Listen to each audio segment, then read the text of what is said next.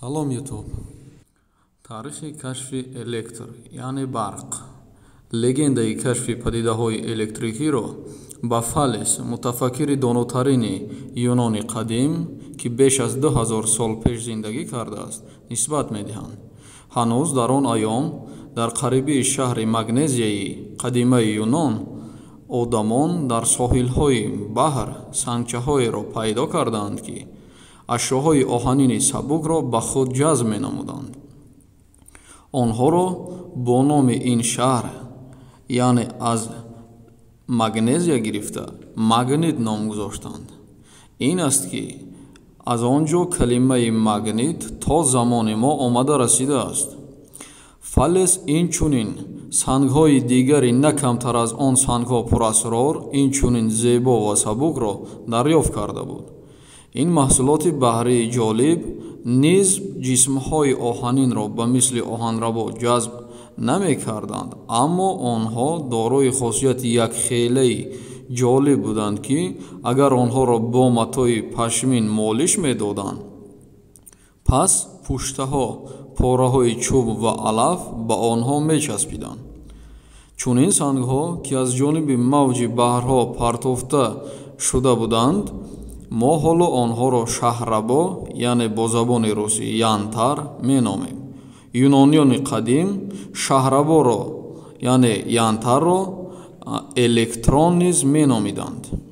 Аз ин рӯ калимаи барқ, яъне электр, аз калимаи электронии юнонӣ ба вуҷуд омадааст.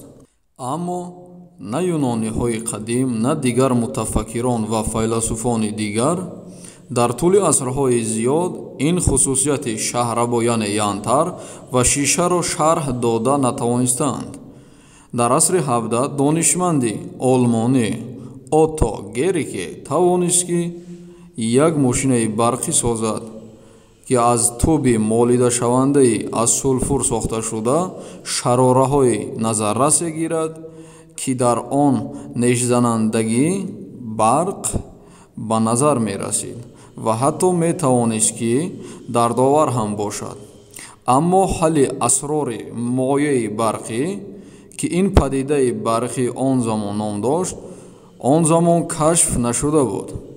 Дар миёни асри 17 дар Ҳолланд, яъне Нидерландия, дар донишгоҳи Лейден олимон таҳти роҳбарии Питер ван Мушенбург роҳи ҷамъ кардани зарядҳои электрикиро ёфтанд.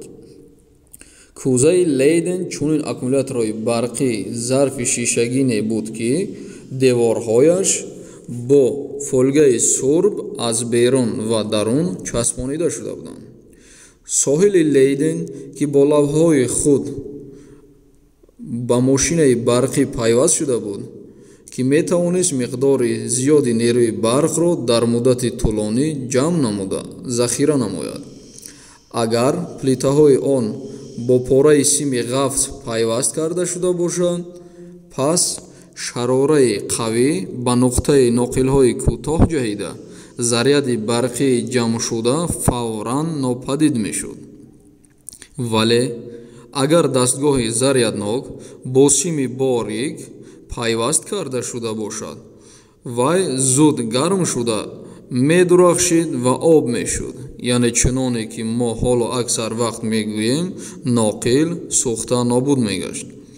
Дар он ҷо танҳо як хулоса буда метавонист, ки қувваи ҷараёни электрӣ аз сим мегузарад, ки манбаи он вонкаи заряди барқии Лейден мебошад.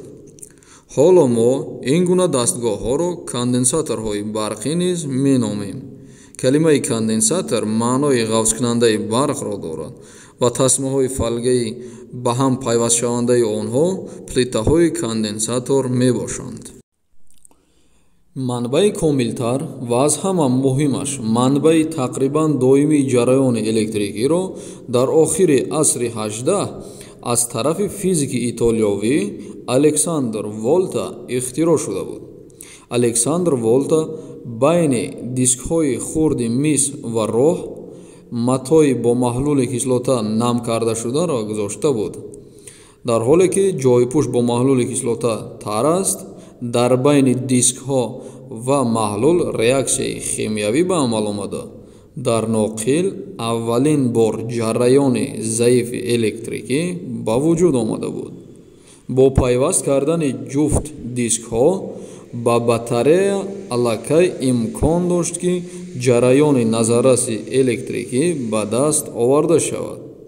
чунин батареяҳоро сутунҳои волтаӣ меномиданд, ки маҳз онҳо таҳкурсии электрикиро замина гузошта буданд. ба диққататон ташаккур. кӯшиш мекунем ки баҳри шумо дар дарсҳои оянда аз тамоми элементҳои электроника, яъне диод, конденсатор, транзистор, трансформатор, тамоми деталҳои дигар маълумотҳои мухтасари кофӣ дастрас намоем.